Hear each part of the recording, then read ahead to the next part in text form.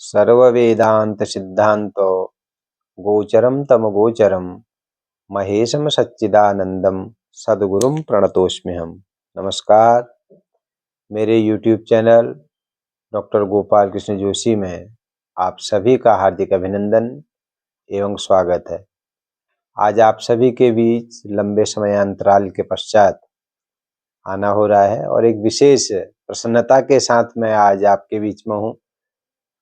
अभी मेरे मन में एक विचार और एक संकल्प था कि भारतीय संस्कृति, परंपरा और जो हमारी धार्मिक मान्यताएं हैं, इनके आधार पर हम जिन पर्वों को मनाते हैं उनके विषय में कुछ लेखन कार्य किया जाए और अपने गुरुजनों की प्रेरणा से और आप सभी सुधी श्रोताओं की शुभकामनाओं के साथ पर्वोत्सव मीमांसा नाम से एक ग्रंथ लेखन का मैंने प्रयास किया और बहुत लंबा समय इसमें लग गया और कल ही भगवान बागनाथ जी के पावन मंदिर प्रांगण में तमाम शिक्षाविद, संस्कृत प्रेमी और धार्मिक सज्जनों की उपस्थिति में ग्रंथ का लोकार्पण भी किया गया।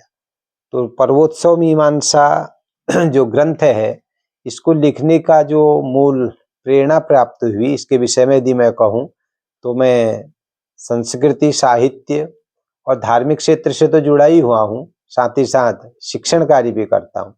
तो कई बार अपने शिक्षक साथियों के बीच में जब कई सेमिनार में, राज्य स्तरीय सम्मेलनों में जाना होता है तो कई प्रकार के प्रश्न हमारे विद्वान साथी लोग किया करते थे। जैसे एक सामान्य चर्चा करें, हम फूलदेई तो मनाते हैं, लेकिन उस फूलदेई की गाथा क्या है, उसकी सामाजिक मान्यता क्या है, इस विषय पर तरह तरह के बिंदु वहां पर निकल करके आते थे। तो मेरे कई साथियों ने इस प्रकार की प्रेरणा मुझे दी कि आप इस क्षेत्र में लेखन कार्य करें और इससे एक बहुत स्तरीय पुस्तक आपकी बन सकती है जो कि लोकोपयोगी होगी। तो इन्हीं भावनाओं को ध्यान में रखते हुए मैंने पर्वोत्सव मीमांसा इस नाम से लेखन का प्रयास आरंभ किया और मेरे गुरुजी श्री नवीन चंद जोशी जी, जो कि हिंदी प्रवक्ता हैं राजकीय इंटर कॉलेज में, तो उन्होंने मेरे को आदेशित भी करा और कहा कि आप बस इसमें लिखना शुरू कर दो। तो इसी क्रम में मैंने अपने गुरुजी की प्रेरणा से और अपने पिताजी की प्रेरणा से और आप सभी की शुभकामनाओं को साथ में लेते हुए लेखन का प्रयास आरंभ किया। और लोक संस्कृति के विषय में जो कथानक हैं, जो गाथाएं हैं, उनका एक निश्चित इतिहास और आलेख और एक क्रमबद्ध विवेचन मिलना बहुत मुश्किल काम था।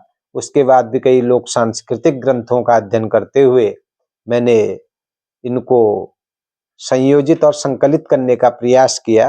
वैसे हमारे जो शास्त्रीय पर्व हैं, होली, दीपावली, वसंत पंचमी, कृष्ण जन्माष्टमी, इनके आख्यान तो हमको पुराणों में प्राप्त हो जाते हैं, लेकिन अपने जो लोक पर्व हैं उनके विषय में एक क्रमबद्ध और निश्चित इतिहास मिलना बड़ा मुश्किल हो जाता है। लेकिन फिर भी मैंने अपने जो हमारे लोक संस्कृति के संवाहक लोग हैं, संस्कृति कर्मी है, रंग कर्मी है और जो कई लेखक हैं, उनसे मिलकर के सामग्री एकत्र करने का प्रयास किया और एक लंबे समय में, कम से कम 4 वर्ष का समय मुझे इसमें लगा कि इस ग्रंथ को मैंने संकलित करने का प्रयास किया। और ये पर्वोत्सव मीमांसा नाम से ये ग्रंथ प्रकाशित हुआ है। इसमें जो पर्वों का विवेचन किया गया 2 प्रकार से किया गया। एक तो जो हमारे शास्त्रीय पर्व हैं और दूसरे जो हमारे लोक पर्व हैं। तो शास्त्रीय एवं जो हमारे कुर्मांचल में प्रचलित लोक पर्व हैं, उनके आलोक में इसमें मैंने लिखने का प्रयास किया है। और इसमें मैंने प्रयास किया कि जैसे हम चैत्र माह से वर्षारंभ मानते हैं, सौर मास, तो चैत्र सौर मास 1 गते से फाल्गुन मासांत तक जितने भी हमारे शास्त्रीय पर्व आते हैं और जो लोक पर्व आते हैं, उनको क्रमबद्धता के साथ इसमें संकलित करने का मैंने प्रयास किया। और सबसे पहले इसमें चैत्र का महात्म्य और उसके बाद चैत्र मास के जो पर्व हैं, जैसे फूलदेई पर्व है, फिर उसके बाद उसमें जो प्योली पुष्प का महत्व है, फिर आगे जाकर के जो भिटौली का हमारा एक बहुत बड़ा संवेदनात्मक उपक्रम हमारे कुर्मांचल क्षेत्र में प्रचलित है, उसका वर्णन किया। फिर चैत्र शुक्ल पक्ष की जो नवरात्र है उसका विवेचन किया।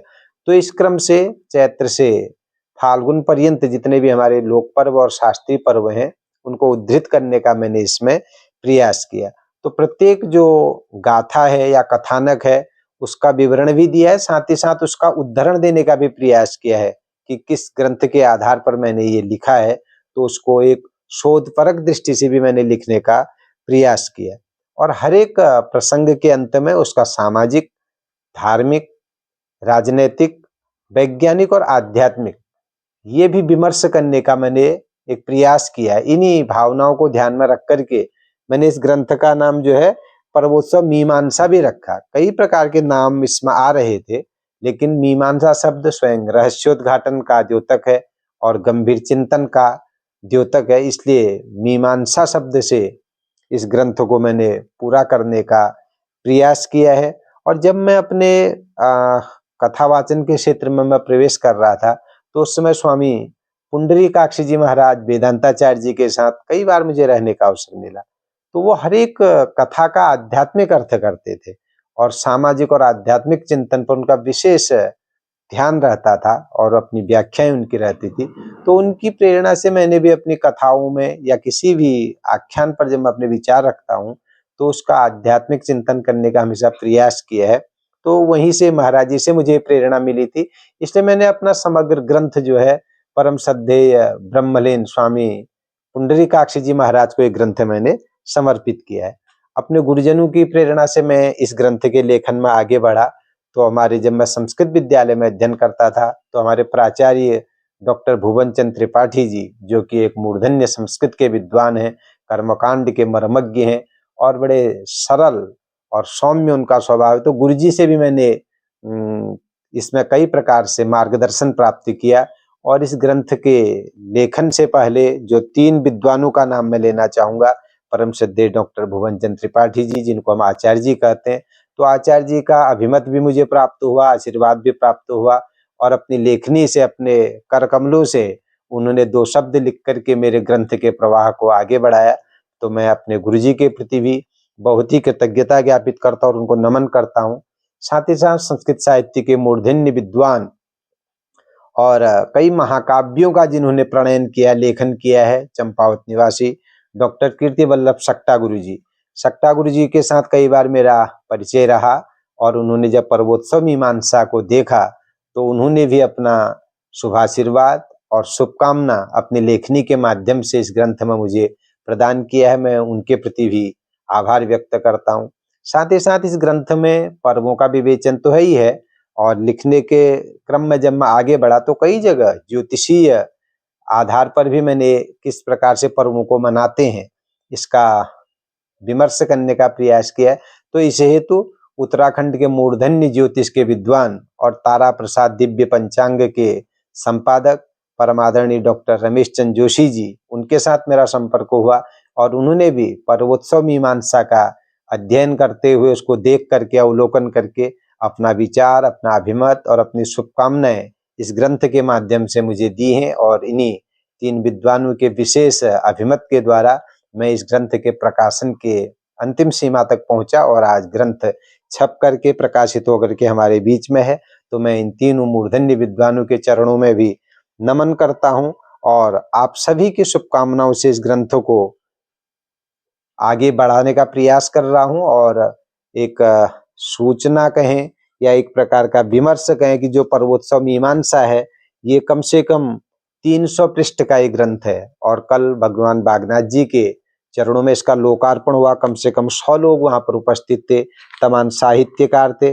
इसमें सबसे पहले हमें अपने आचार्य जी का शुभकामना संदेश प्राप्त है और पूरा ग्रंथ मैंने स्वामी पुंडरीकाक्ष जी महाराज जी को समर्पित किया है और उसके बाद हमारे डॉक्टर कीर्ति वल्लभ सक्टा गुरु जी का शुभकामना संदेश है और इसी क्रम में आगे डॉक्टर रमेश चंद्र जोशी जी, जो कि ज्योतिष के मूर्धन्य विद्वान हैं, उनका भी शुभ संदेश मुझे प्राप्त हुआ है और उन्होंने मुझे आगे बढ़ने के लिए शुभकामनाएं भी दी हैं। और अधिवक्ता महासंघ के हमारे डॉक्टर गोविंद सिंह भंडारी जी, उन्होंने भी इस ग्रंथ का अवलोकन करके इस पर अपना विचार दिया है और इसी क्रम में मैंने अपना प्राक कथन में अपना विचार, फिर उसके बाद इस ग्रंथ का जो अनुक्रम है, ये बड़ा विशेष तरीके से इसमें देने का प्रयास किया है। जैसे मंगलाचरण है, फिर व्रत पर्वोत्सव मीमांसा, व्रत क्या है, पर्व क्या है, त्योहार क्या है, उत्सव क्या है, इनको विवेचन करने का प्रयास किया है। आगे उसके बाद चैत्र मास महात्म्य, फिर फूलदेई, पिटौली और कफुआ, फिर नव संवत्सर। इस क्रम से चैत्र मास, फिर बैसाख, ज्येष्ठ और प्रत्येक मास में पड़ने वाले जो पर्व हैं उनका विवेचन लगभग 66 अध्यायों के माध्यम से किया है। और अंत में हम एक सामान्य बात है कि अधिक मास भी हमारे 3 वर्ष में एक बार आता है, तो अधिक मास की क्या महिमा है, तो उसको बताने के लिए अधिक मास के विषय में भी एक संक्षिप्त आख्यान और उसका वैज्ञानिक विवेचन रखने का प्रयास किया है। उसके बाद कुंभ पर्व आजकल हम मना रहे हैं, तो कुंभ किस तरीके से आयोजित होता है, उसकी क्या ज्योतिषी परिगणना है, तो कुंभ के विषय में। और एकादशी का व्रत जो प्रत्येक गृहस्थी और वैष्णव लोग करते हैं, तो उसका विवेचन, साथ ही साथ हम सोमवार से शनिवार तक जो 7 वारों का व्रत करते हैं उसका भी विवेचन देने का प्रयास किया है। और हम कृषि प्रधान देश के रहने वाले हैं, तो 6 महीने में एक फसल हमारे वहाँ होती है। तो हमारे कुमाऊं क्षेत्र में जब फसल होती है तो उसके बाद सबसे पहले भगवान जी को भोग लगाया जाता है, जिसको कि हमारे वहाँ नैनांग कहा जाता है। तो इसका भी वर्णन इसमें किया है।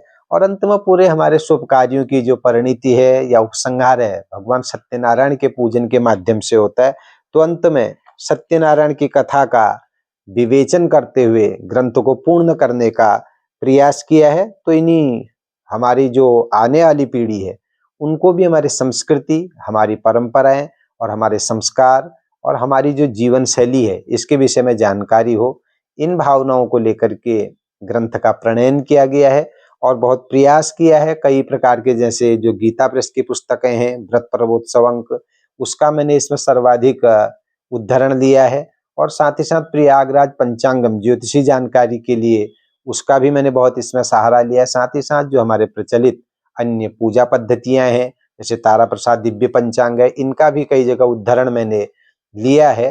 तो तमाम उद्धरण लेने के बाद प्रत्येक कथानक को प्रमाणिक और शास्त्रीय एवं लोक मान्यताएं जो है उसको शोधपरक दृष्टि से प्रस्तुत करने का मैंने प्रयास किया है। और मैं विश्वास रखता हूं कि इससे एक हमें कथानक, उसका सामाजिक दर्शन और आध्यात्मिक दर्शन तो पता चलेगा ही, साथ ही साथ जो शोध छात्र हैं वो भी एक साथ पर, वैसे हमारे पर्वों पर बहुत काम हुआ है, किसने होली पर लिखा, किसने दीपावली पर, किसने हरेला पर, लेकिन अलग अलग लिखा हुआ है।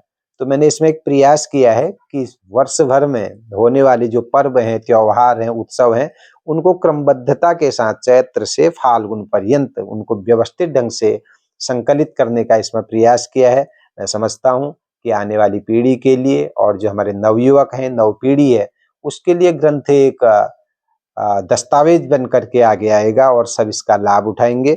मैं आप सभी से सहयोग की भी अपेक्षा रखता हूँ। साथ ही साथ जैसे कल कार्यक्रम का लोकार्पण इस पुस्तक का हुआ, तो कई जो सुधी श्रोता थे और धर्म संस्कृति से लगाव रखने वाले लोग थे, उन्होंने पुस्तक का क्रय भी किया। लगभग 50-60 किताबें कल ही लोगों ने क्रय भी की हैं। और आज कई जगह से मेरे को फोन भी आ रहे थे कि आपकी पुस्तक कैसे उपलब्ध होगी। अभी बाजार में तो मैंने कहीं पर पुस्तक रखी नहीं है, लेकिन निकट भविष्य में अपने बागेश्वर, हल्द्वानी और अल्मोड़ा इन क्षेत्रों में कुछ दुकानों के माध्यम से भी ये पुस्तक आप सब तक उपलब्ध होगी। और तब तक मेरे व्हाट्सएप नंबर से संपर्क करते हुए आप जो भी श्रोता लोग इस पुस्तक को लेना चाहते हो मेरे से संपर्क भी कर सकते हैं। और जो ही बाजार में कुछ दुकानें निश्चित हो जाएंगी तो मैं उनकी सूचना भी आप तक पहुंचाऊंगा। तो आप सभी का पुनः मैं अपने इस चैनल में स्वागत करता हूं और आशा रखता हूं कि आप पर्वोत्सव मीमांसा इस ग्रंथ को देखें,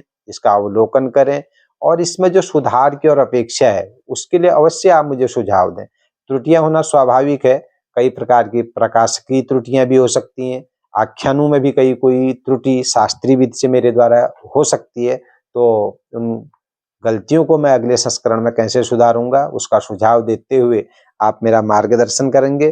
पुनः मैं आपको शुभकामनाएं देता हूं और आशा रखता हूं कि पर्वोत्सव मीमांसा इस ग्रंथ का अवलोकन करते हुए इसकी समीक्षा आप जरूर करें और सुझाव भी दें, ताकि अग्रिम संस्करण में उन कमियों को दूर किया जा सके। पुनः मैं आपसे निवेदन करूंगा कि अपनी संस्कृति, अपनी परंपराएं, अपनी मान्यता, इनको जानने के लिए ये ग्रंथ यदि उपयोगी हो सके और आप इसका लाभ लेंगे तो यही मेरी सफलता होगी। और मैं इस कार्यक्रम में कितना सफल हो पाया हूँ इस कार्य में, ये तो आप लोगों की समीक्षा ही बताएगी। पुनः आप सभी का हार्दिक अभिनंदन और स्वागत है। नमस्कार।